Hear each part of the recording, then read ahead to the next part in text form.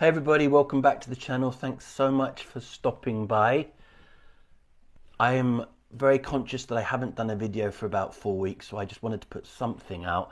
I have actually tried to do a couple of videos over the last couple of nights of me editing a picture and didn't work. I spent about an hour trying to do it and I just gave up. So anyway, so what I'm going to do is, because I haven't been out recently, I've been busy, the weather hasn't been great. I really wanted to go out and record a video, but I haven't been able to. So what I'm going to do is I'm just going to look at some pictures that I've taken in the last 5 months since I've been using the Nikon Z8 and just talk a little bit about some of those pictures and just share them with you. I did have a few videos I planned to do. I bought this Neewer battery grip for the Nikon Z8, which I was really interested in trying out. Bought it with my own money on Amazon. It wasn't so expensive, but basically it didn't work. It does come with 2 rechargeable batteries that do work in the Z8, so that I almost was going to keep it for the batteries, because it comes with a battery charger as well, where you can charge 2 batteries at the same time, but I'm going to send it back. But what it has made me do is it made me realize that I do actually want a grip. So at some point I'm going to invest in the Nikon grip. Just using this for an hour or so the other day, I realized I liked the feel of it, and don't start on the I should have got a Z9. I know, but I won't use it all the time, but for certain situations, because the battery in the Z8 does run out quickly, I am going to get the Nikon version of this. This unfortunately didn't work.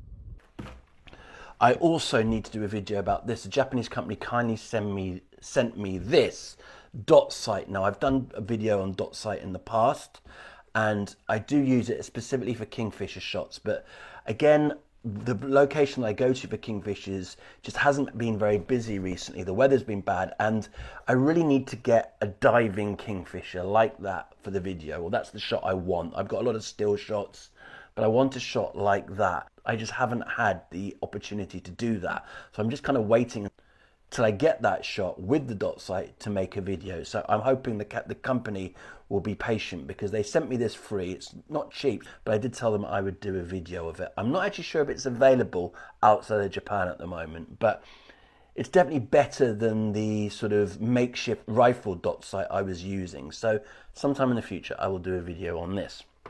But anyway, what I'm going to do is I'm going to show you just a little bit of the editing video I tried to do last night, and then I'm going to talk a little bit about some of the shots I've taken on the F8. So let's jump onto the computer, and thanks.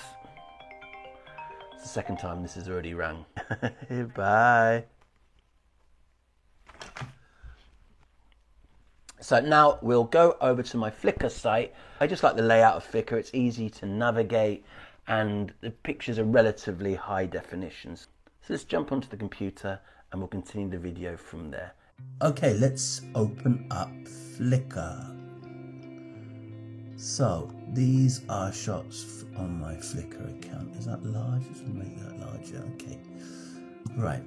Actually, what's kind of cool is, as we do this, I think one of my recent pictures is actually being featured on Explore. Here it is. It's not, I'm surprised, it's not a great picture at all. I wasn't even sure to upload it, but anyway, congrats on Explore an hour ago. So yeah, it's being featured. I think they started doing it 5 hours ago. So it's usually on there for 24 hours. So nothing special, but kind of cool. Anyway, this is a Lahr gibbon, also known as a white-handed gibbon. It's a picture I took in the summer in Thailand, and I was recently going through some old pictures that I'd taken 2 months ago when I was on my summer holidays in England and Thailand, and I'd completely forgotten about them. I hadn't done any editing, and there's actually a load of pictures that I need to go back and edit, and this was one of them. I wasn't really sure if I liked it very much, but I kind of liked the pose with the mum and the baby. This was extremely high. These trees are huge, and these monkeys just jump from branch to branch with the baby wrapped around there. They're super cool primates. But as I said, this must have been 50 meters up in the air, really high, and this was 1,250th of a second, ISO 900, using my 500mm Z8. This was at Kankrine National Park. Here is the subject of the edit I tried to do the other night. I took this in a field near my mum's house when I was back in England. Again, a photo that I'd completely forgotten about, and I just found it a couple of nights ago and I edited it. Nothing special, but I just like the iridescent colours of the common starling there. Even though they are considered, you know, almost pests. A lot of people don't like starlings, but in the right light, they do have beautiful plumage. And as I said, I tried to make a video showing how I was going to edit this because I had no ideas for videos, what to do, and I can briefly show you what I did with that edit now. As you can see, the raw file was very flat, the bird was underexposed. I did overexpose by a stop in the field, wanted it as light as possible, but still the subject itself came out dark, which is often the way when you've got a really white or light area in the background and a dark bird. But anyway, no problem, that's why we edit. So into Adobe Camera Raw, and I wanted to do a few selections on the neck and head area.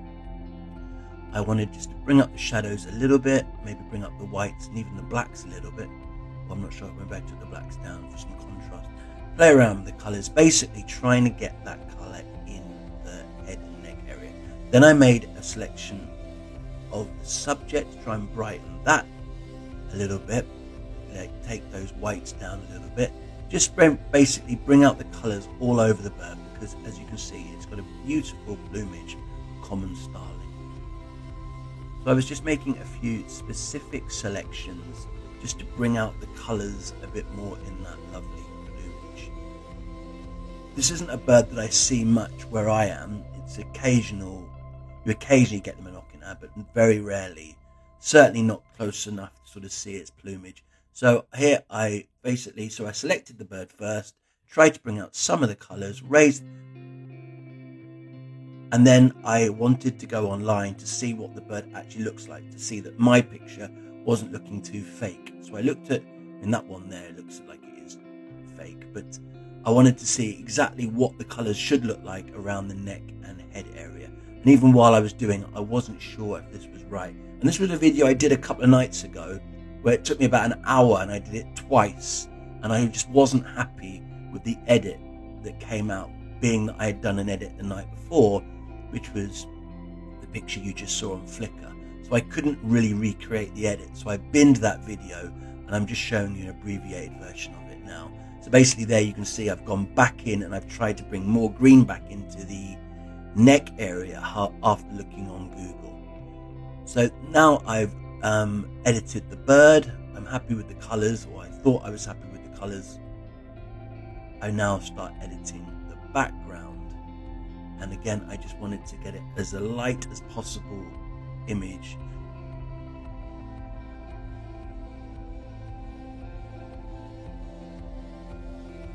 Here I am just getting rid of the noise.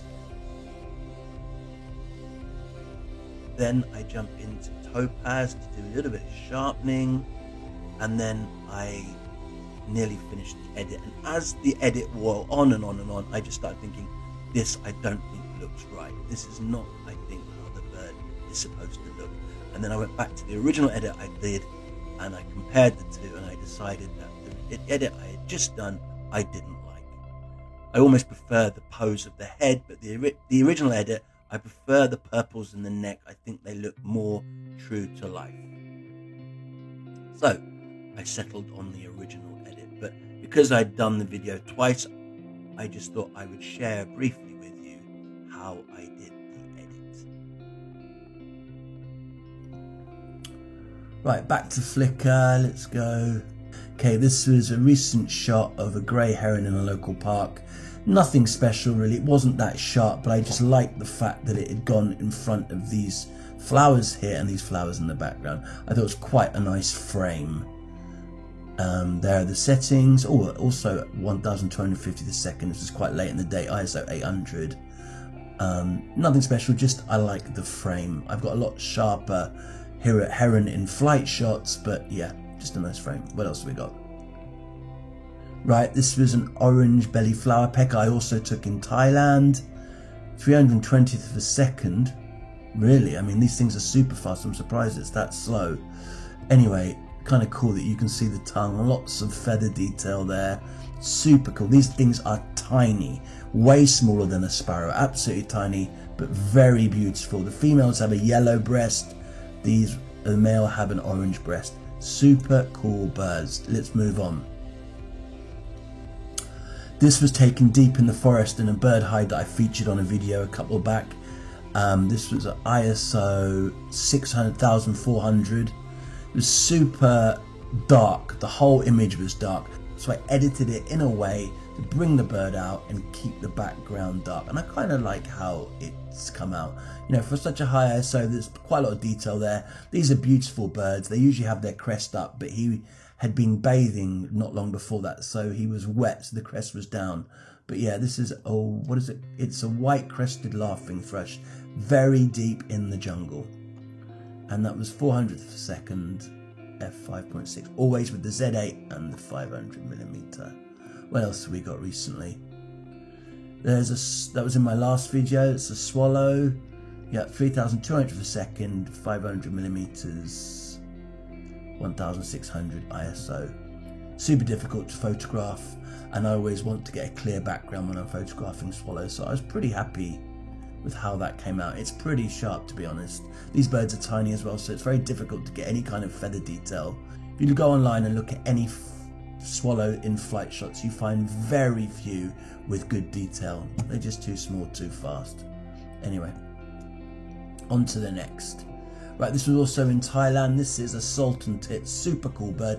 He was quite high up actually, and there was a lot of trees, a lot of busy foliage, and he just for a split second was kind of in this opening. Unfortunately, this leaf blocked the bottom, but I kind of like how he came out. And as you can see, super cool birds. Look at that crown there. Lots of nice feather detail. And this was at ISO 320, which was about the lowest ISO I used while I was in Thailand. It was usually very high, 500th of a second. Again, at Kang Krach National Park. What else? I think there's a few from there. Oh no, this was in Okinawa after I got back. This was taken in September. These are these super cool hummingbird hawk moths. Really love them. The tail looks like a lens brush. Anyway, I was using the 500mm, which, you know, I used to love my Olympus 300mm for this kind of photography, which I still do, but I also think the 500 here did really well. I don't know why it says 300 f4, because it wasn't. It was with the 500mm. I may even been in crop mode actually for this, just to frame it up properly. But I like the background. I like the clarity in the flowers. And what was I? 1/6000th of a second, 1/6000 ISO. Cool little critters. Super, super fast. So you've basically got to pick a flower, wait, and prepare. Obviously, always handheld. I don't use tripods, or next to never anyway. What else we got? There's a swallow, we did that recently. This was a yellow nape that I took in the jungle. This is ISO 20,000, but I love this. When I first originally took this picture, I didn't like the background, but in time, it's really grown on me. This is thick in the jungle, there's stuff everywhere. It's very difficult to get a clear background, but I think this background works. And then just look at this stunning bird. Lots of detail there, even at 20,000 ISO. Yes, I would have put it through Adobe Raw denoise, which works pretty well, but yeah, what a stunning bird. That is a yellow nape, and 20,000th ISO, 400th of a second. What else have we got? This bird has been on the top of my wish list forever. I've been to Thailand a number of times. I've never managed to see it, and I was so happy to find this bird deep in the forest. I absolutely love. This is a red-bearded bee-eater. What a stunning bird. That pink and red. And even though the background wasn't great, it was deep in the jungle, it doesn't matter. This, you know, getting the picture, getting a sharp photo of the bird was the prize, and I'm pretty happy with how it came out. This is 25,600 ISO. So that goes to show, I didn't want to go, I basically, when I was in the jungle, I almost always had my shutter speed at 400, and I just let the camera do the rest because I didn't want to go lower because I wanted it to be sharp. But yeah, what a stunning bird. Again in Thailand. That was pretty cool. I wanted to see more great hornbills, but I saw a hornbill and he was basically on the right here behind all this foliage, and I couldn't get a clear shot, and I thought he might just jump from the right to the left. and he did after about 15 minutes, split second. Luckily, I was aware of it, and I managed to snap this just as he made the leap. And what cool birds. These birds are huge, absolutely stunning. I kind of like the frame, and that was 1,600 per second, ISO 720, again in Thailand. This was one of those yellow flower peckers again, the orange-bellied flower peckers, super small, super fast. Pretty happy with how this came out actually, because they're so fast, so small, you don't know where they're going to go. I darkened, the background was dark anyway, but I darkened it more just to sort of take any distracting stuff that may have been in the background. Kind of like this image. It's not perfect, but for such a small bird, we'll take it. This was actually, I did a video a few months ago about this video. I don't think many people watched it, but yeah, this unbelievably managed to land on my neighbour's post. These birds are really difficult to find. I spent all summer trying to find it, and right at the end of the summer, before I left to go to England, he landed next to my house. The background is obviously some houses, which is not ideal. I want him in a rural setting, but super close, super sharp. We'll definitely take that. Ruddy kingfishers are awesome birds. Come to Okinawa in the summer. This was 2,000th per second, ISO 1800. This was in a local park. This is a juvenile Japanese sparrowhawk, stunning bird, ISO 4,500, 400th of a second. This was just a random perch in the park. There was 4 juveniles, and you could approach them pretty closely. And as you can see, this stunning bird was just on a random perch. He did not mind me getting close. And just look at that detail. I probably should have cleaned it up and taken this rubbish off. But yeah, what a stunning bird. Very lucky that him and his siblings were in a park about 2 miles from my house. Yeah, 400th ISO. Sorry, 400th per second. This is a brown hawk, also another subject of a video, deep in the forest. Again, goes to show that even though the 500mm PF isn't a Z lens, the vibration reduction still works really well with the ZA. This was at 1,125 a second at full 500mm. It might also have been in crop mode actually, I'm not sure, ISO 1800, but as you can see, handheld, deep in the jungle, no problem with sharpness there. That's properly sharp. So cool birds again, northern boobook or brown hawk owl. This was not long after I'd got the Nikon Z8. I took it down to the coast, and there was an egret nearby, and I wanted to get a shot of it. It would have been better if it had a fish, but just the action of the water, the background, yeah, not like this shot. This was 4,000th per second, ISO 900, and yeah, butterfly, 4,000th of a second, ISO.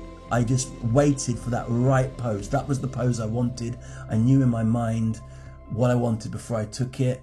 And as I said, the 500mm has surprised me for this kind of photography.